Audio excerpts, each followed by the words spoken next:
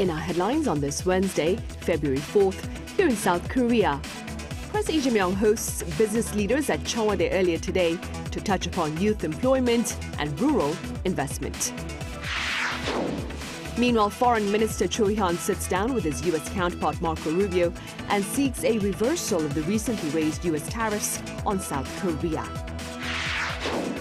And Trade Minister Yohan Gu says the U.S. is engaged in interagency talks over formalizing Trump's 25% tariff hike on South Korean products. President Lee Jae-myung sat down with South Korean business leaders earlier on this Wednesday to address youth employment and rural investment. Our Blue House correspondent Song Yoo-jin reports. President Lee Jae-myung is stepping up its outreach to business leaders as he seeks to build a healthier economic ecosystem.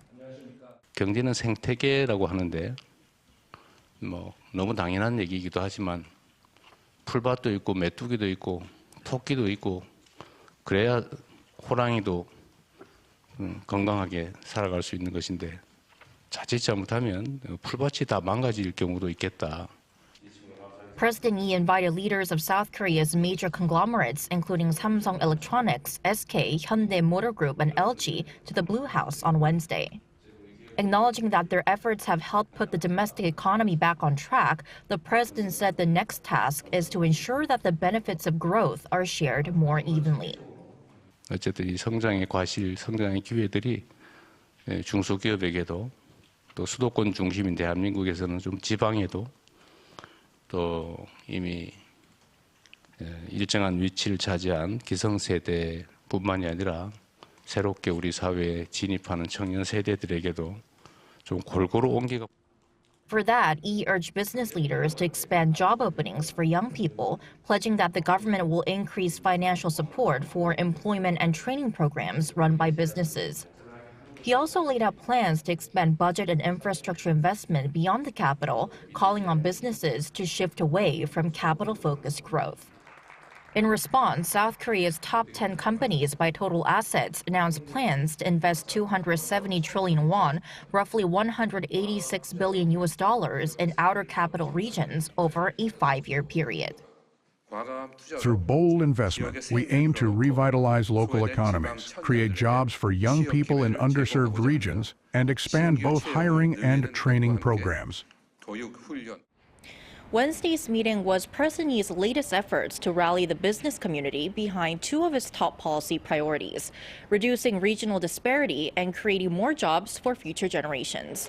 He delivered the same message to foreign invested companies last week. Song Yoo-jin, Arirang News. And speaking about companies, Samsung Electronics has become the first South Korean company to surpass market capitalization of 1 quadrillion won, or roughly $689 billion. Shares finished Wednesday's session at 169,100 won, or about $116, garnering a final market value of 1,001 trillion won. During trade, these shares touched an all-time high of 169,400 won. Pundits are linking the outstanding performance to AI-related chip demand. In the broader market, the benchmark Kospi index rose over 1.5% to close at yet another fresh high of 5,371.1. South Korea's foreign exchange reserves fell for the second month in a row in January. According to the Bank of Korea on this Wednesday, the reserves reached $425.91 billion as of the end of last month, down over $2.1 billion from December. Bank officials are linking this latest retreat to market stabilization measures, including foreign exchange swaps with the National Pension Service. Last December, the reserves dropped for the first time in 7 months. Meanwhile, as of late last year, South Korea ranked 9th globally for foreign exchange reserves. Top diplomats of South Korea and the U.S. held their first meeting for this year in Washington, D.C. on Tuesday local time, and topping those talks were tariffs. Our Park Chun-han has details. South Korean Foreign Minister Cho Hyun met with U.S. Secretary of State Marco Rubio at a closed-door meeting in Washington, D.C. on Tuesday. This comes as the Korean government seeks to resolve issues after U.S. President Donald Trump warned that tariffs on Korea would be hiked from 15 to 25%, citing delays in the National Assembly's passage of legislation needed to implement last November's bilateral trade and investment deal.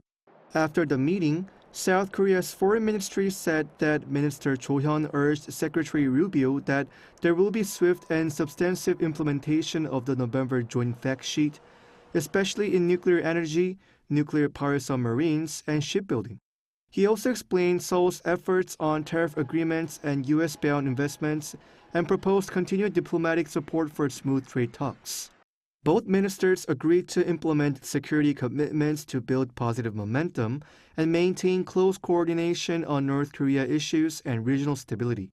The U.S. State Department also released a statement emphasizing the enduring strength of the two countries' alliance and said both sides discussed advancing bilateral cooperation through a forward-looking agenda aligned with recent summits between Presidents Trump and Yi. Secretary Rubio also thanked Korea for its leadership in developing secure, resilient, and diversified critical minerals supply chains. The deployment of high-level trade figures to the U.S. reflects the deep concerns in Korea over tariffs, which could disrupt operations at Korean companies. 박준환, Arirang News. Meanwhile, Trade Minister Yohan-gu believes the Trump administration is engaged in interagency discussion over formalizing the higher U.S. tariff on South Korea. Our Kim Jun-ong covers his remarks. South Korea's Trade Minister Yohan-gu has said that he believes the Trump administration is weighing whether to officially publish planned tariff hikes on South Korea on the U.S. Federal Register. Yo made the remarks while speaking to reporters at Washington's Union Station on Wednesday on his way back to Seoul. He said the U.S. administration is still consulting internally, and while such a step is required to put the move into effect, Seoul believes the timing of a tariff hike has yet to be finalized. Publication on the Federal Register is, in a way, a routine administrative procedure. And for now, it appears that the issue is still going through an internal consultation process within the U.S. government. During the trip, Yo met with officials from the Office of the United States Trade Representative, along with other administration officials and industry representatives, to seek solutions to heightened trade issues between the two countries and reaffirm Seoul's commitment to existing trade and investment agreements. He also held closed-door meetings with around 20 U.S. lawmakers, where he outlined legislative steps to support U.S. investment and stressed that bilateral commitments, including in non-tariff areas, are being upheld. Meanwhile, Yo did not meet with his counterpart, U.S. Trade Representative Jamieson Greer, saying the U.S. side may not yet fully grasp some aspects of South Korea's system and that continued outreach will be needed. Kim Jun-ong, Arirang News.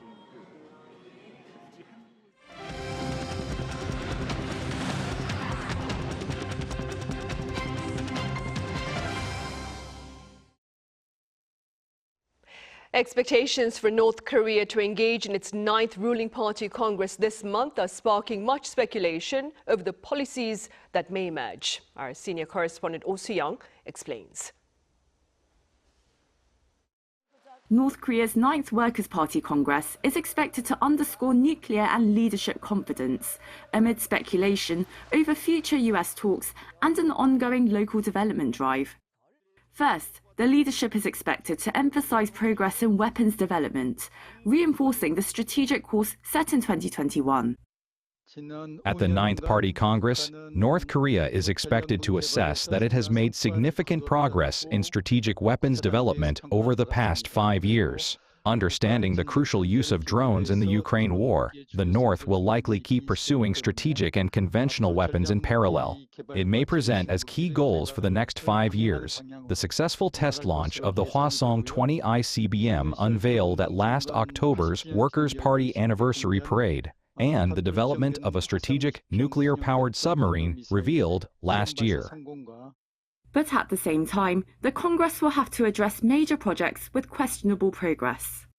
On the surface, North Korean regime announced that it has developed nuclear-powered submarines, like the Kim Gun-ok submarine and the new one, 8,700 kilotons, Virginia-class nuclear submarines. But experts would cast a serious doubt whether these allegedly nuclear-powered submarines are actually operable. There are also questions over whether the regime will continue to declare South Korea a hostile state. This follows Seoul's current government on Tuesday releasing its first inter-Korean policy for peaceful coexistence. Analysts believe Pyongyang sees little immediate incentive for rapprochement with the South or the US, and will likely continue prioritizing ties with Russia and China. Still, leaving room to maneuver, the North's growing alignment with Russia may even have a broader strategic purpose as leverage in future talks with Washington. Emphasizing the bilateral partnership between Russia and North Korea can be used by the regime to justify any bold initiatives that will be taken in preparation for a big deal with the United States. That Russia is backing North Korea, so North Korea has great deal of strategic autonomy. It does not have to be afraid of the United States. Beyond external policy, the Party Congress is also expected to reinforce the regime's domestic agenda. North Korea is likely to cite regional factory construction and large greenhouse projects, including Incheon Uju, as key economic achievements, while setting higher targets for regional development, particularly in public health, which remains underdeveloped. Observers will further look for signals on leadership dynamics, as frequent public appearances by Kim Jong-un's daughter Kim Joo-ae draw attention. Held every 5 years, the North Party Congresses set out policy direction, reshuffle elites, and set the regime's political line. Experts say the conference is likely to take place by mid-February. Oh Seong, Arirang News. In other news, a U.S. Navy fighter jet brought down an Iranian drone on Tuesday that was, quote, aggressively approaching a U.S. aircraft carrier in the Arabian Sea. Our Asang has the latest. The U.S. military says it has shot down an Iranian drone that approached one of its aircraft carriers in the Arabian Sea in the latest sign of rising tensions between Washington and Tehran. According to U.S. Central Command, the incident happened on Tuesday when an Iranian Shahed 139 drone flew toward the USS Abraham Lincoln with what officials described as unclear but aggressive intent. The drone was ultimately downed by an F-35C fighter jet operating from the carrier. A spokesperson for U.S. Central Command said the action was taken in self-defense to protect the ship and its crew, stressing that the drone's approach posed a potential threat. The encounter comes at a sensitive diplomatic moment. Iran and the U.S. are preparing to resume nuclear talks in Istanbul on Friday, as both sides attempt to revive negotiations over Iran's nuclear program. U.S. President Donald Trump has signaled a tough stance ahead of those talks. He warned that with American warships moving closer to Iran, bad things would probably happen if no agreement is reached. The deployment of the Abraham Lincoln Carrier Strike Group has expanded Washington's military presence in the region and increased the president's range of options should tensions escalate. Meanwhile, Israeli Prime Minister Benjamin Netanyahu expressed skepticism about Tehran's intentions. In talks with U.S. Special Envoy Steve Witkoff on Tuesday, Netanyahu said Iran has repeatedly shown that its promises cannot be trusted and suggested any future deal should be viewed cautiously. Observers say the upcoming talks in Istanbul could be critical in determining whether tensions ease or move closer to confrontation. Asang, Arirang News. Back on the local front, main opposition People Power Party floor leader Chang Dong-hyuk has called for direct communication with President Lee Jae-myung. In his address to the National Assembly on this Wednesday, Chang underscored communication rather than confrontation and called for dialogue with the president on inflation, housing prices, and U.S. trade pressure. He nonetheless condemned the ruling Democratic Party for undermining the judicial system, denouncing its special investigations as being politically motivated. He further insisted on the introduction of 3 separate special probes targeting allegations against the DP that include a property development case, bribery linked to candidate nominations, and political ties to the Unification Church. More than 11,000 individuals became naturalized South Koreans last year, the highest since the year 2020. According to the Justice Ministry on this Wednesday, 11,344 out of 18,623 applicants acquired Korean nationality between January and December last year. Naturalizations previously peaked at 13,885 in 2020, but fell to around 10,000 in 2021 and 2022, before rising again in 2023 and 2024. By country, those from China accounted for the largest number of recently naturalized South Koreans at 56.5%, the highest since the pandemic. They were followed by Vietnam, the Philippines, and Thailand. Curtains are up for Seoul Fashion Week, and this time around, its venue, Dongdaemun Design Plaza, is offering a comprehensive one-stop service. Our Cho Young-eun was there. Korean fashion drew large crowds and global attention as enthusiasts and industry insiders filled Dongdaemun Design Plaza to catch the latest trends. The 2026 Fall-Winter Seoul Fashion Week kicked off on Tuesday and runs through Sunday at DDP, featuring a total of 15 runway shows and 9 presentation events from 24 participating brands. The opening show was led by men's label Moon. Embodying the brand's philosophy of embracing the unfamiliar, the show featured military-inspired silhouettes and draping techniques that resemble paper wrapping. Unlike recent years, Seoul Fashion Week is hosting all major programs at a single venue to strengthen networking opportunities and streamline buyer-designer interactions. This season, Seoul Fashion Week enhances the viewing experience through its one-site format at DDP, serving as the global fashion business platform. The week began with the Seoul Fashion Forum under the theme The Next Chapter of K-Fashion, Deep Dive and Inspiring, welcoming around 300 fashion professionals and industry leaders. Notably, this year introduces public sessions, allowing fashion enthusiasts to join discussions and hear what the industry experts and leaders have to say.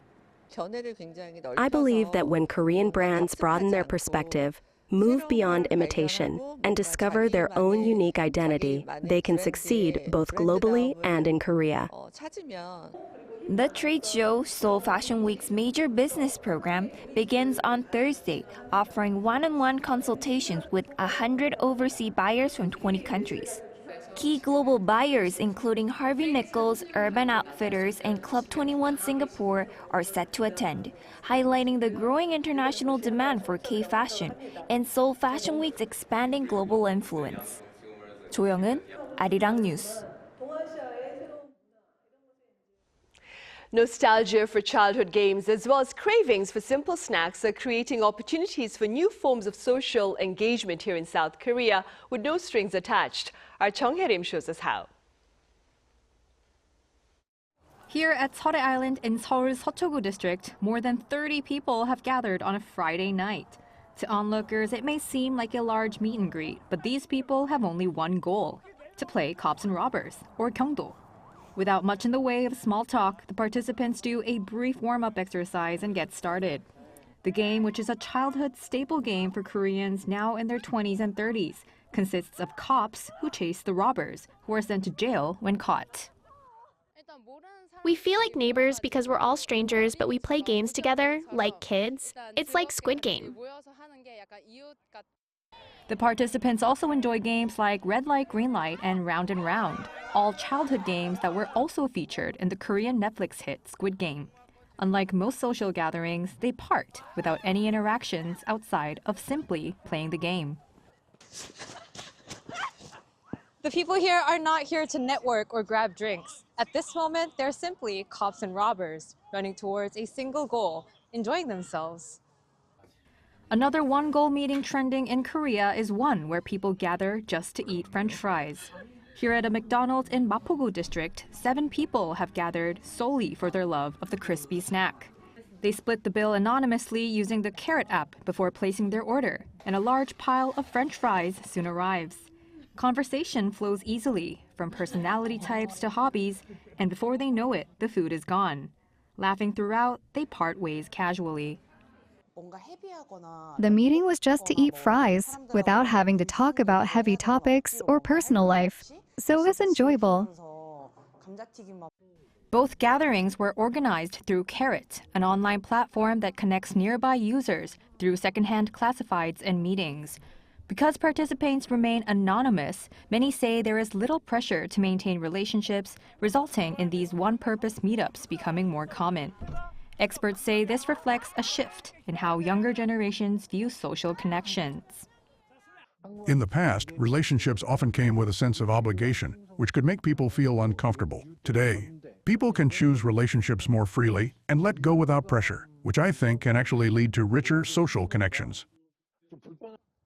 From playground games to shared snacks, Koreans are finding new ways to connect without the pressure of lasting ties. 정혜림, Arirang News.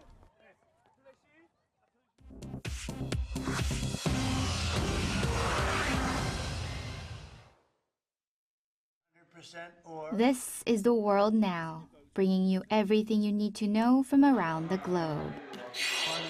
President Donald Trump on Tuesday signed a massive $1.2 trillion government funding package into law, ending the four-day partial government shutdown that began last Saturday. The U.S. House passed the bill 217 to 214 earlier on Tuesday after the Senate approved it last Friday.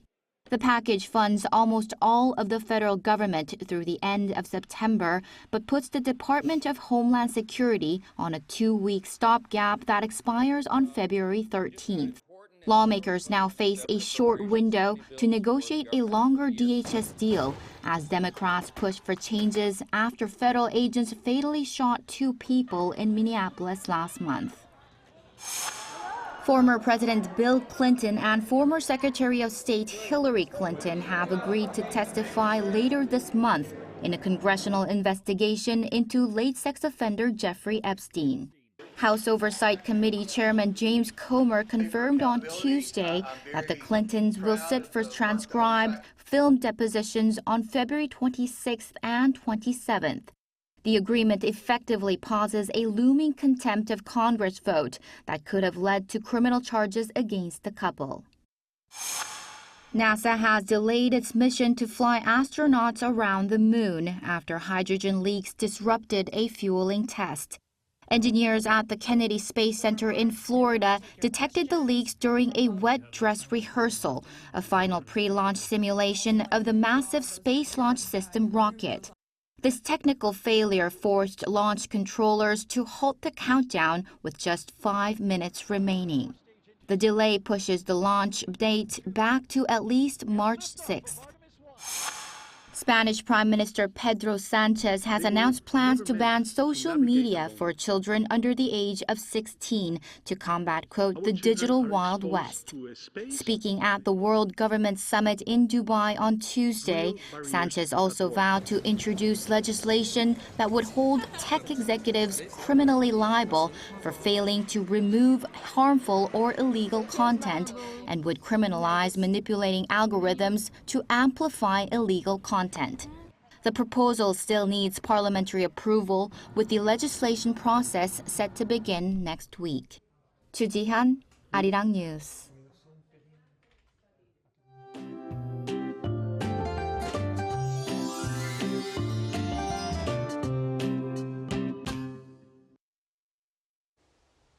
Today marks Ipchun, which means the start of spring.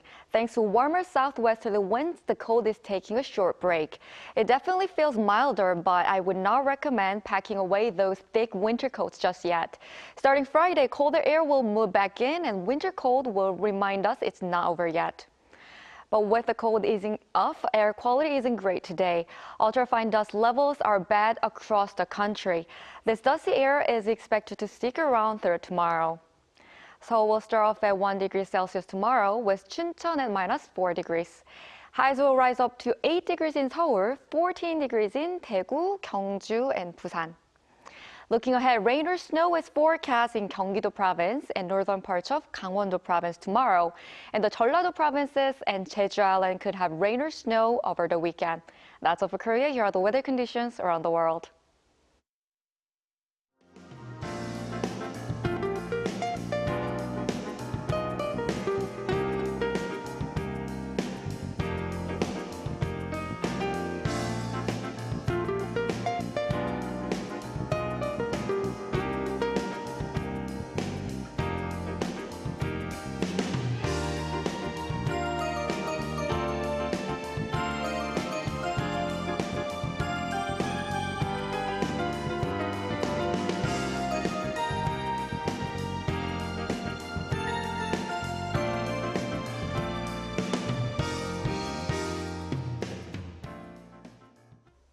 Right, those are the headlines at this hour here in South Korea. As always, thank you for watching.